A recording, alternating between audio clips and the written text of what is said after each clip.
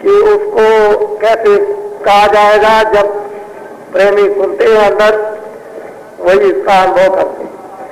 बड़ी धूम मची हुई है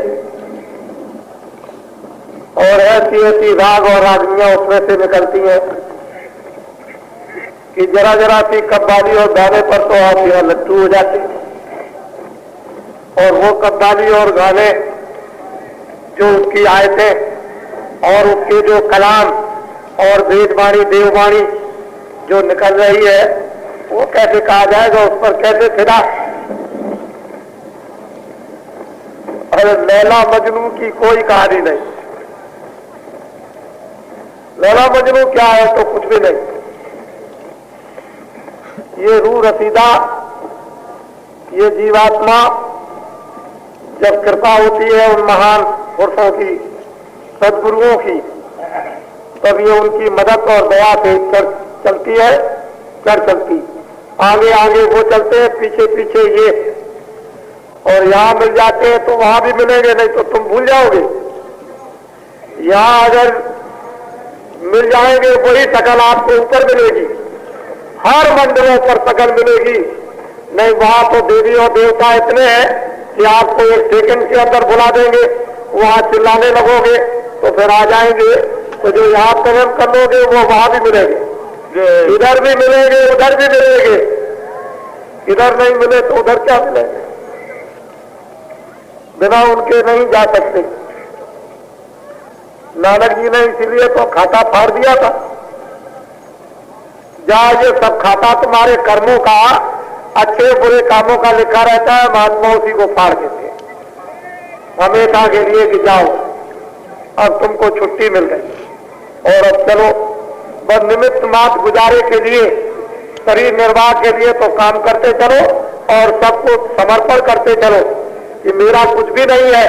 तो कर्म तुम्हें चारों तरफ से लिपायमान नहीं होंगे और थोड़ी बहुत जो इधर उधर की अंतःकरण मन बुद्धि पर गंदगी आएगी, रोज भजन करके उसको एक सेकंड में उड़ा देना।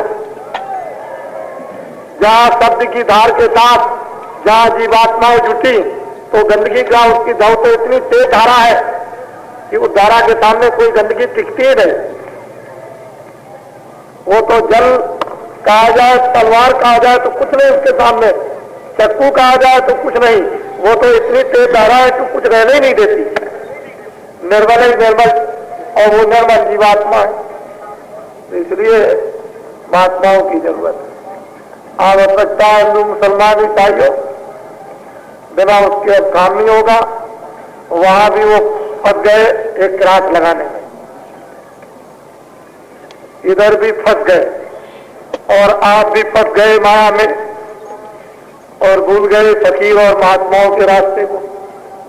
वही रास्ता एक, वही रहने का, वही जाने। जिस रास्ते से आए भूल गए, उसी से पूछ करके वापिस हो जाओ मदद लेकर और चल पड़ो, अपने घर में पहुंच जाओ। वो हमेशा के लिए निश्चिंत और विश्राम करना। बोलो। सुन सुन सूरत हो गए सार, पहुंची जाए त्रिवेणी पार। सुन सुन करके उन आवाजों को, उन ध्वनियों को, उन वाणियों को सुन सुन करके बिल्कुल एकदम सार को उसने ले लिया, सार रूप। और पहुंच गई त्रिवेणी, खबर पड़ गई उस प्रीतम की कि वो कहाँ है, मालूम होने लगती है। वो बुला रहे हैं पहले से ही, लेकिन आप उनकी तरफ जाते ही नहीं। वो कहते हैं आओ इधर आओ, इधर आओ, इधर आओ, लेकिन आप अपने पिता को ही ठोकर मारते हो, नहीं आएंगे, नहीं आएंगे, नहीं आएंगे। इतने दिन हो गए भटकते भटकते, कितने युग और कल्प बीत गए, सतयुग त्रेता द्वापर, कितने कितने सतयुग हो गए, त्रेता हो गए, द्वापर हो गए, कलयुग हो गए, फिर नष्ट हो गए, फिर हो गए, लेकिन अभी तक आप नहीं पहुंच पाए अपने घर में, अपने मालिक के पास, अपने प्रीतम के पास, अपने पिता के पास। अभी तक तुमने जीवात्मा को, रूह को नहीं पहुंचा। अब तैयारी करो चलने की, धीरे से मचलो मत, नाराज मत हो। मचल जाओगे, नाराज हो जाओगे तो देर लग जाएगी। काल के तमाचे खाओगे तो चिल्लाओगे, रोगे।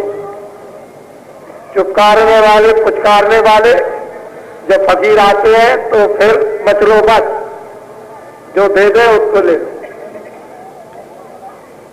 यही उनकी मेहरबानी और कृपा है, और वही रूहों पर रहम करते हैं, दया मेहरबानी बरसाते हैं। और इन रूहों का, जीवात्माओं का यहाँ कोई नहीं, सब खुदगर्ज और मतलब के हैं, कोई किसी का साथ नहीं देता। वो हर तय में फकीर महात्मा रहते हैं और हर तय को जानते हैं, इसलिए मचलो मत।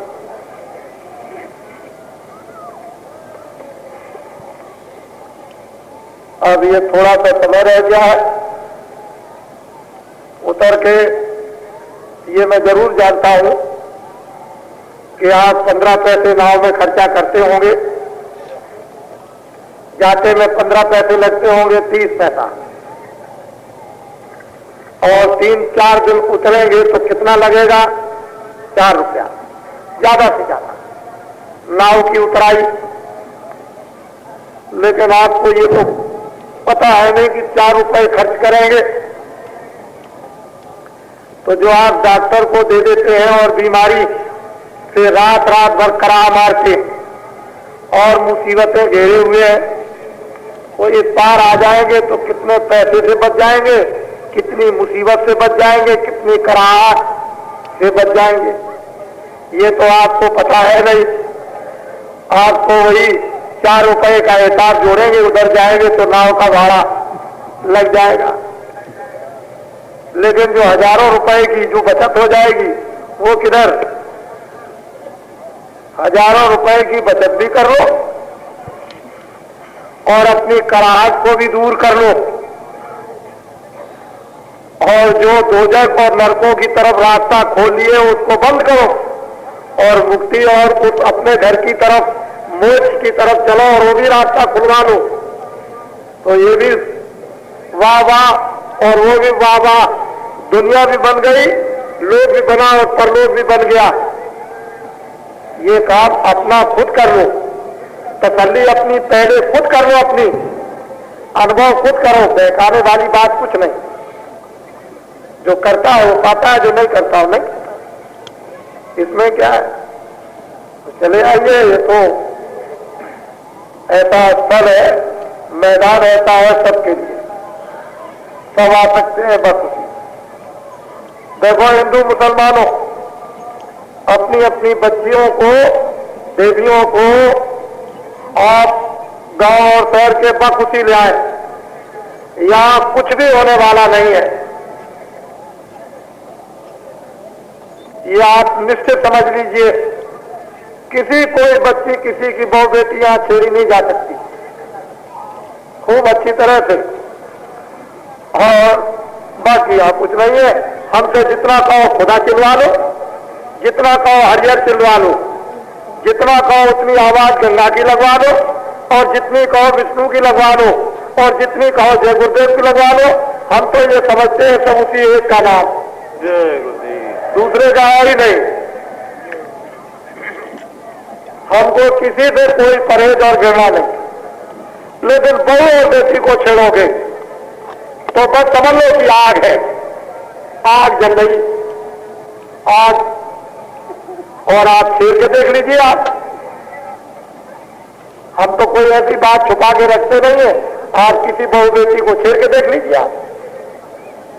इसलिए किसी को डरने की जरूरत नहीं। इधर हमारे गांव इधर है, रात को अकेले चले जाओ, कोई बात नहीं। और इधर इस घाट से इस घाट पर हमारे मल्ला और ठेकेदार है, यहाँ से उस पार कर दे, उधर के जिम्मेदार हो। हमको उधर से कोई मतलब नहीं, इस पार में हम जिम्मेदार, इसलिए कोई बात। अखबारों पर हमको कोई विश्वास नहीं, जरा सा भी। और अखबार एक दुकानदार व्यवसाय, एक दुकानदार दुकानदारी करता है अपने बच्चों की रोजी के लिए, वही एक व्यवसाय है अखबार। भगवान